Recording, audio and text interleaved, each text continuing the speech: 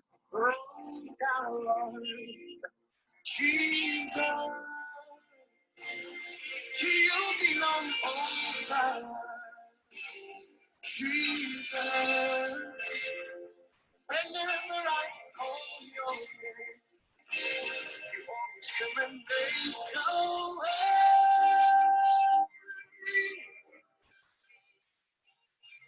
Your name is a strong tower, Jesus.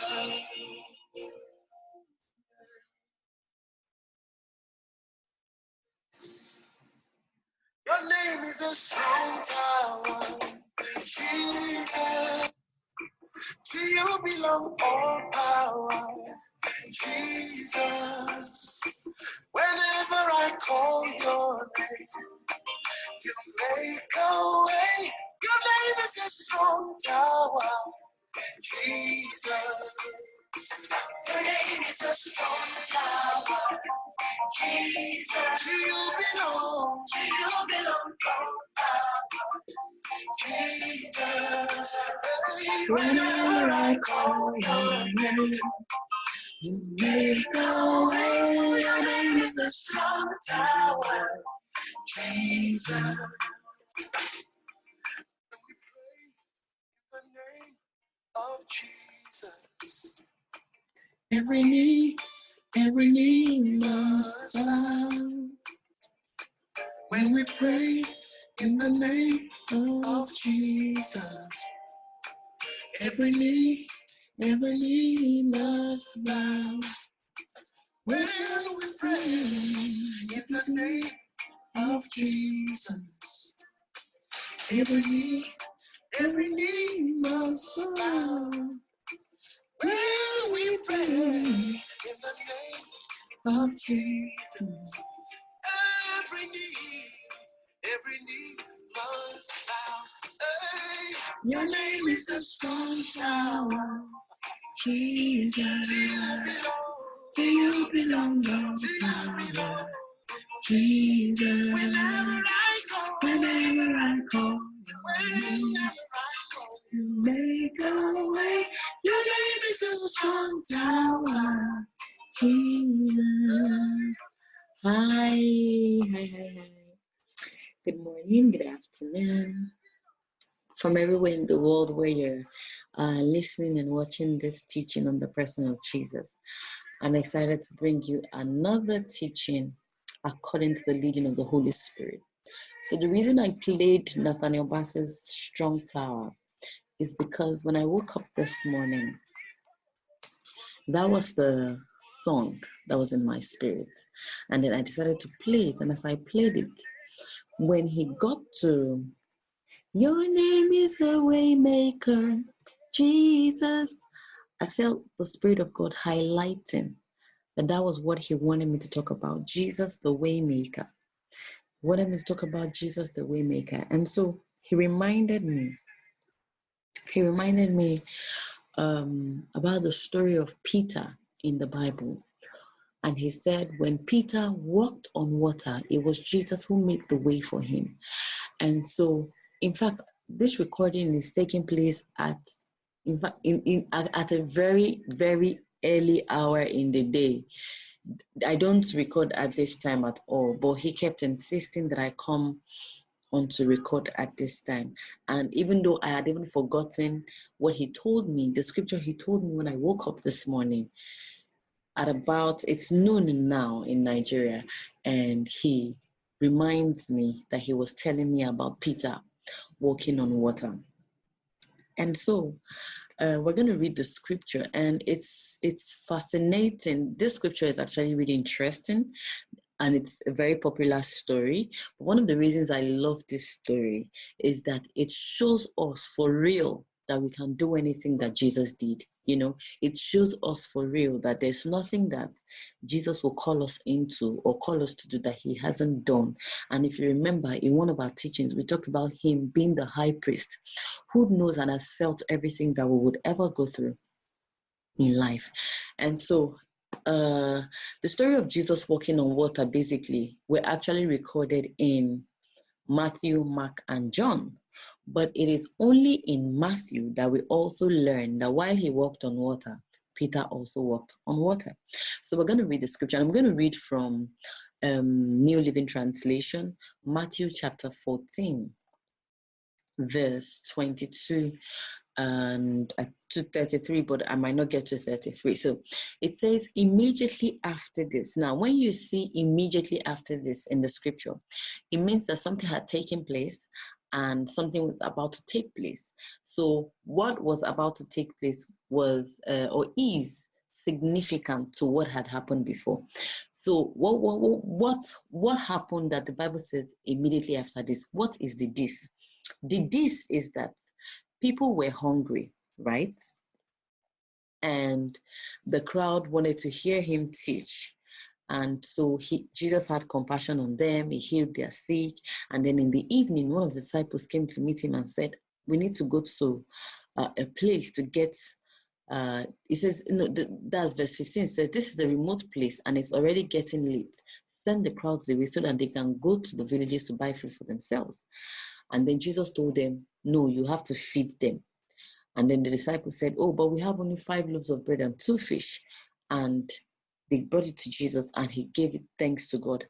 And the Bible says that all the people that ate were about 5,000 men plus women and children. From 5 loaves of bread and 2 fish, there remained 12 baskets left over. So when the Bible says in verse 22, immediately after this, that means immediately after that mighty miracle, this is what happened. Jesus insisted that his disciples get back into the boat and cross to the other side of the lake while he sent the people home. After sending them home, he went up into the hills by himself to pray. Night fell while he was there alone. Meanwhile, that's verse 24 now, the disciples were in trouble far away from land, for a strong wind had risen and they were fighting heavy waves. About 3 o'clock in the morning, Jesus came towards them, walking on the water. When the disciples saw him walking on the water, they were terrified. Now, they had been with Jesus and they had seen the miracle that Jesus did, but when they were faced and they were alone, it seemed like Jesus wasn't with them. They became terrified by the storm and became also terrified by the figure that they saw walking across them. And they said in fear and they cried out, it's a ghost. Verse 27, but Jesus spoke to them at once and said, don't be afraid. Take courage. I am here. And I believe that that's a word for somebody today. That God is saying, don't be afraid. Take courage. I am with you. There's nothing that you need to be afraid of. Then Peter called to him, Lord, if it's really you, tell me to come to you, walking on the water. Then Jesus said, yes, come. So Peter went over the side of the boat and walked on the water towards Jesus. But when he saw the strong wind and the waves, he was terrified and began to sink. And immediately he shouted, save me, Lord. Now, when I read the scripture, when the Spirit of God told me, and I said, Spirit of the living God, what do you want to teach us? And he says, don't doubt Jesus. When Jesus gives you an instruction, sometimes we ask God to do something through us, and then he now gives us the answer to that thing. And when it's time for us to now take a step concerning that thing, we take the first step. So this is not a teaching about you taking the first step of faith. No, you've taken the first step. Like Peter, you've taken the first step, you've taken the second step. And then remember that Peter was actually beaten against the storm and the wind and the wave. So he actually came out walking, regardless of the fact that there were things opposing him, that nature was opposing him. But because he saw Jesus and he knew that, oh, Jesus is calling me. Jesus, it says he's the one, so I should come. And so in that, whether it is an enthusiasm or just loyalty or the gift of obedience, whatever you call it, the fact remains that when he told Jesus, if it is you, tell me to come, Jesus said, okay, it's me, so come. He obeyed, he responded, And so when he responded, he was excited, of course. And he found, oh, I'm actually doing this thing. And so for you, it might be an idea that God gives you and says, don't worry, go ahead with it. And then you start sending out invitation letters. You start sending out forms. You start sending out things, putting out designs and all. And you're like, oh, wow.